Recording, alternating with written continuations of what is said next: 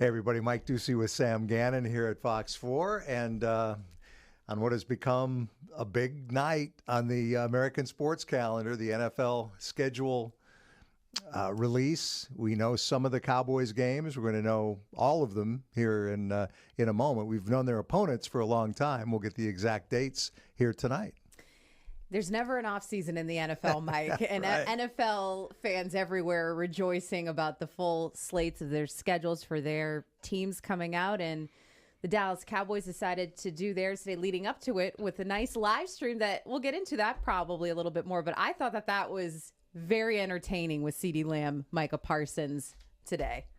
Yeah, absolutely. They've had their golf tournament the Cowboys had today, and so they've been going live from that, talking about a number of different topics, interesting dynamics. Stephen Jones getting involved. You know, The most personality I've ever seen from him in that negotiating stream. a contract with Micah here, or maybe underway right now. Excuse me.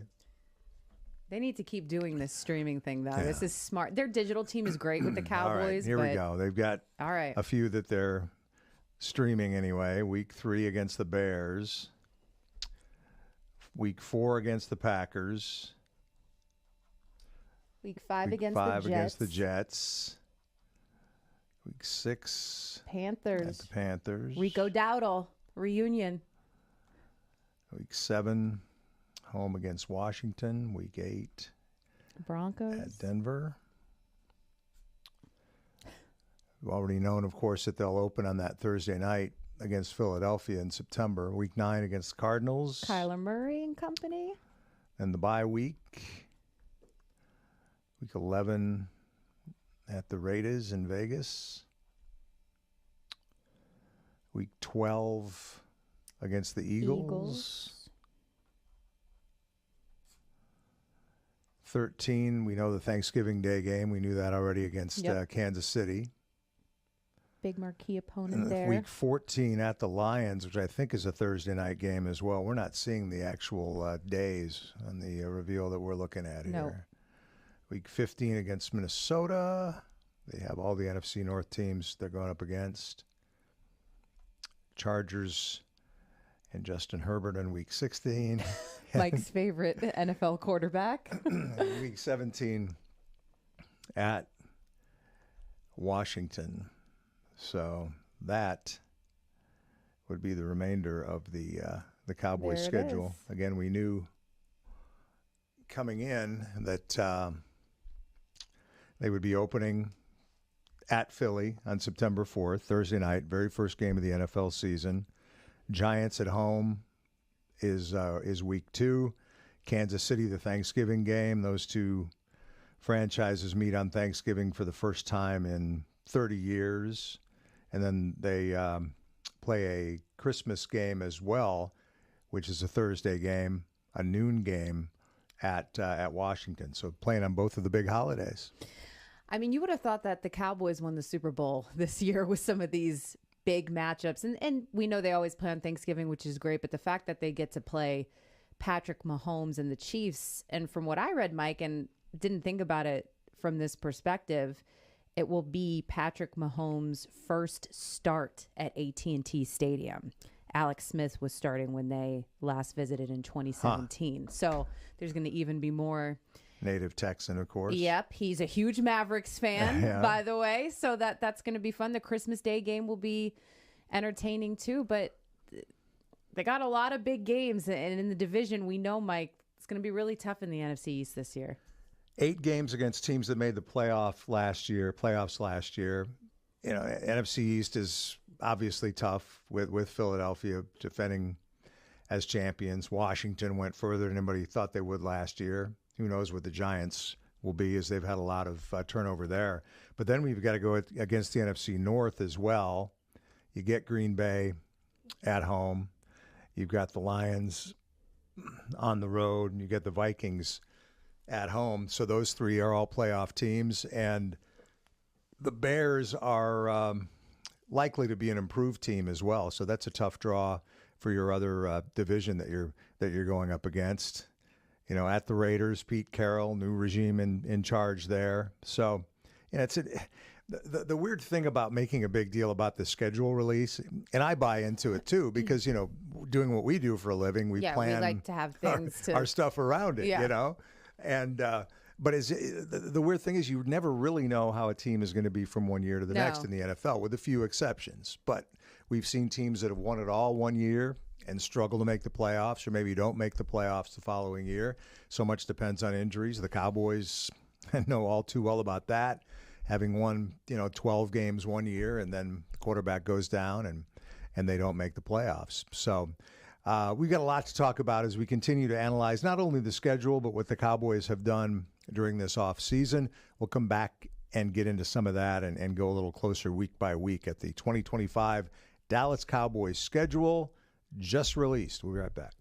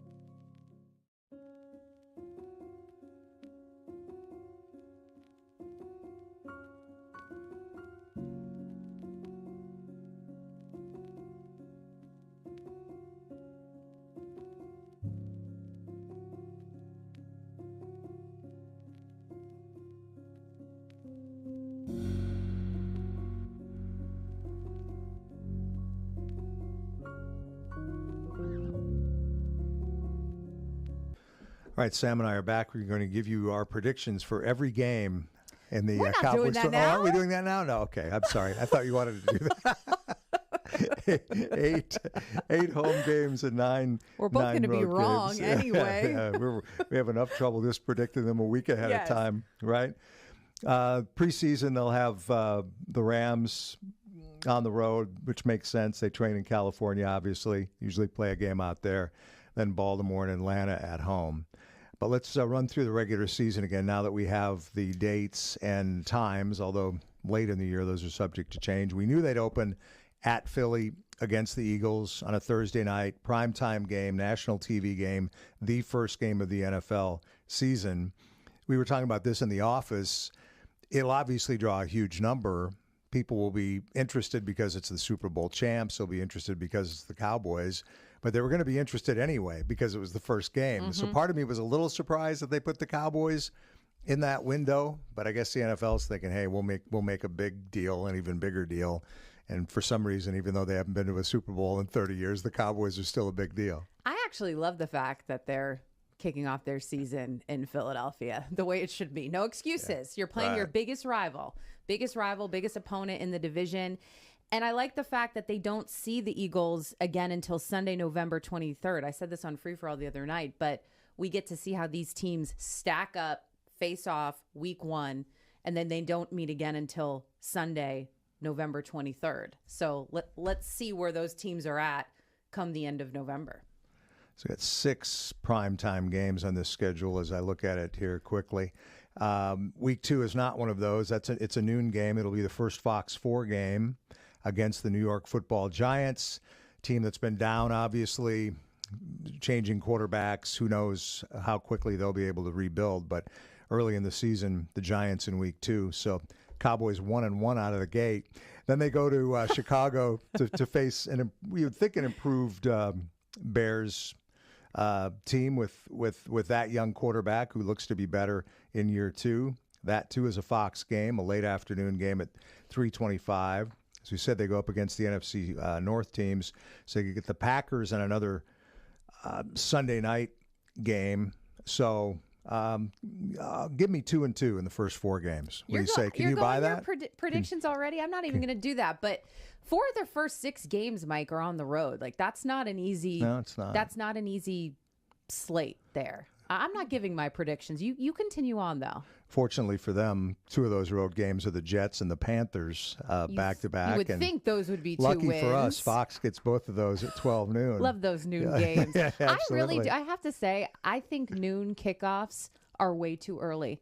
I thought 1 p.m. You grew up kickoffs. in the East too. Yeah. I thought 1 p.m. kickoffs on the East Coast were too early. 12 too early for me. And the Cowboys have traditionally fewer of those than anybody else. Mm-hmm.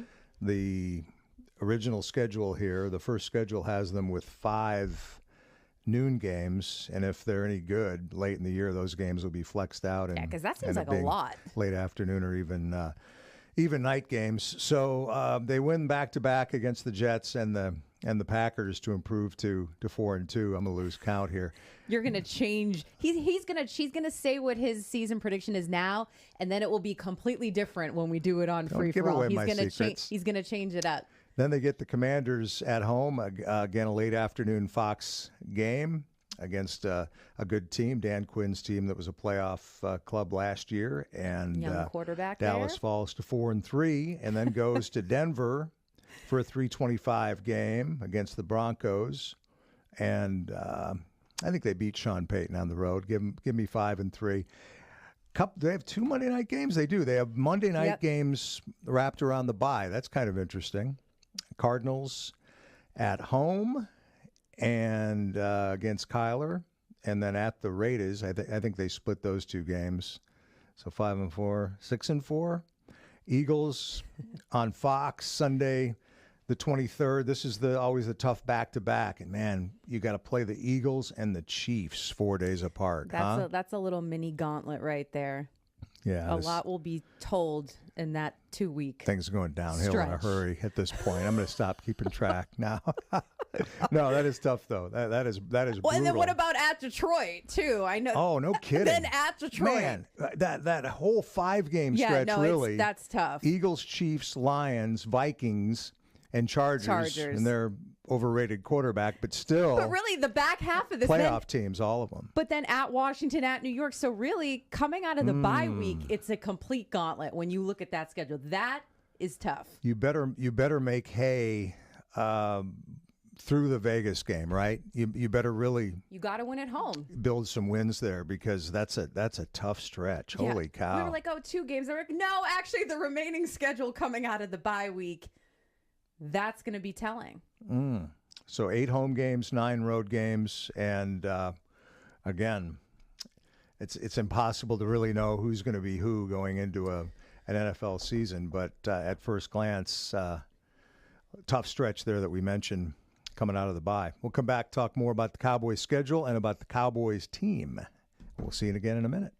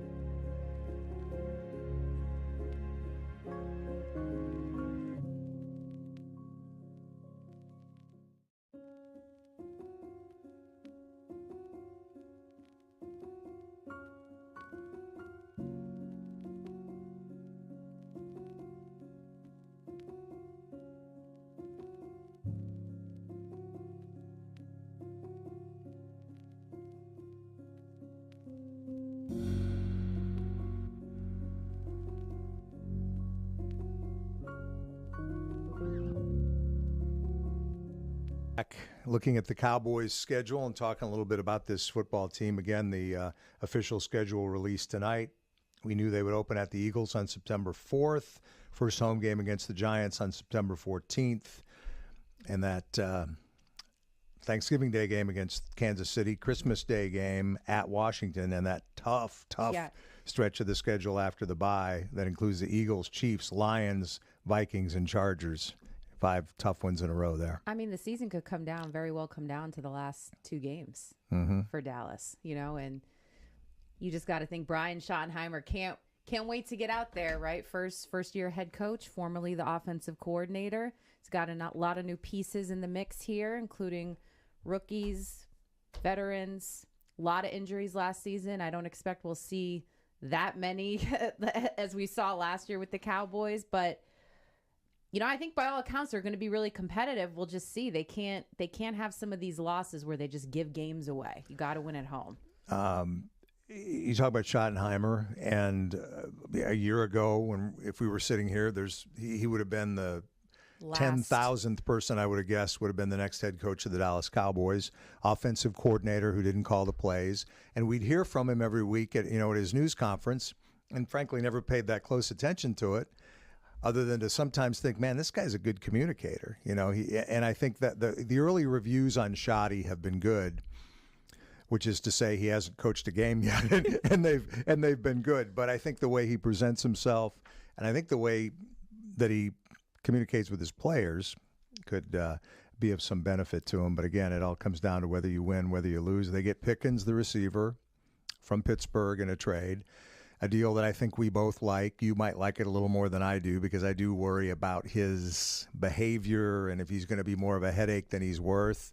But, man, it's worth a lot if just Pickens, the player, shows up and Pickens, with the baggage, kind of leaves that over here. That's a tremendous help to Dak and that offense. Well, I think it says a lot when, again, CeeDee Lamb went on this stream with Micah. They were at a golf tournament, and he was raving about Pickens, too. I don't know the extent of their relationship, but they go way back because, they have similar trainers in off season, and the way he was talking about him glowingly, I think they'll find a way to make it work. I do. I think this entire team knows what the end results have been in the playoffs, and they know they're capable of a lot more. I think this is the year where we see egos maybe put to the side. I'm not saying all of these guys. I mean, they're professional athletes. Everyone has a little bit of an ego, but sometimes that can get in the way. And I just think you mentioned Brian Schottenheimer. I do think he's captivated this Cowboys fan base in the sense of he is saying all the right things. He's talked about culture. The players seem to have a good relationship, and that's all these fans need right now to get excited, because come training camp, that's when things really ramp up. We'll see what the results hold on Sundays, but for now, it's full steam ahead. In terms of on the field, I think Schottenheimer wants to run the ball, and most coaches say that, and then whether they actually follow through with it is another thing. When you have a quarterback who's the highest paid player in the history of the NFL, it's not too much to ask him to win some games with his arm, too. They did fortify the offensive line, at least they think they did, drafting Booker, the guard out of Alabama. They hope Guyton's obviously much better in year 2 than he was year 1 at left tackle. Maybe if you have to put Tyler Smith out there, at least for a while, you do that. So I think they have an offensive line that will allow them to run the ball. I'll just be anxious to see who literally is carrying the ball. Their leading rusher's gone, Dowdle from a year ago. They drafted the kid from Texas in the 5th round, but I think they're going to have to piece a bunch of guys together back there for the running game to be effective enough just to kind of provide some balance for that offense, because if Pickens, again, keeps his head right and provides him with that threat on the other side of CD, that's really good. I think Ferguson needs to have a big year. Yeah, he didn't have a great year last year, and that was supposed to be a year for him to kind of move the needle. I do think, though, that, in terms of these rookies, I do think one of them is going to have to really be impactful right away. Like one of those guys, if not a couple, are going to need to stand out immediately. Yeah, the second round would be nice if I had looked at these names before I came out here, but the second round pass rusher comes to mind. You've got Micah, one of the best pressure players in the NFL. he needs somebody to complement him. That's for sure. They drafted a cornerback. That guy needs to step in and be effective on the back end right away as well. New offensive coordinator Matt Eberflus is back on the staff. We'll see how that impacts things. I always liked Zimmer. I'm not sure, how well it went the second time around for him, but again, early reviews on Eberflus seem to be pretty good as well. We will begin to find things out on September 4th for real when the Cowboys play at Philly against the Eagles. Likely to open training camp, we think around July 21st, right in there. The teams with new head coaches can start camp a week ahead of other teams. So it'll start a little earlier. Then they'll play their first exhibition game August 9th in Los Angeles against the Rams. So I guess, Glenn, if we wanted to go to break right now, we'd have to wait because you're not back there to send it to break, or how does that work exactly? We can do that? This is live streaming, and our buddy Glenn is orchestrating this operation for us. So we can cuss and everything? We thank you very much, Glenn. Glenn, get the hell out of our studio. Glenn's a Cleveland Browns fan, so he's excited about exactly. his schedule. He's a huge Shedeur Sanders fan all of a sudden.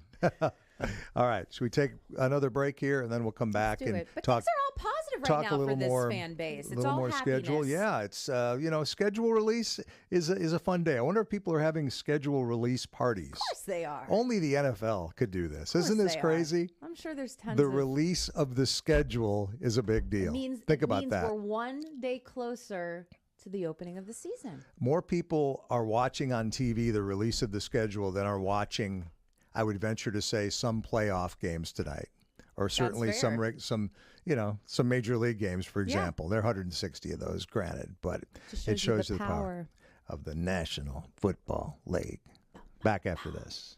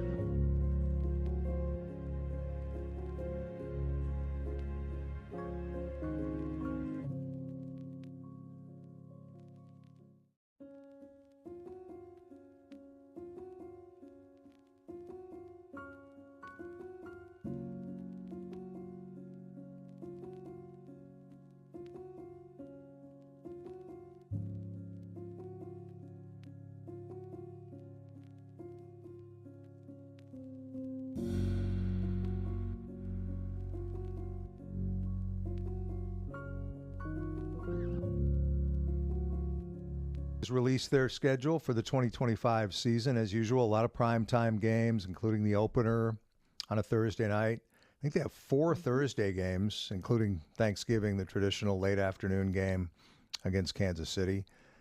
Christmas is on a Thursday. They play at Washington. First time in 15 years they will play on Christmas Day, so it's been a minute. Yeah, and they I think they've played 5 times before, maybe, on Christmas.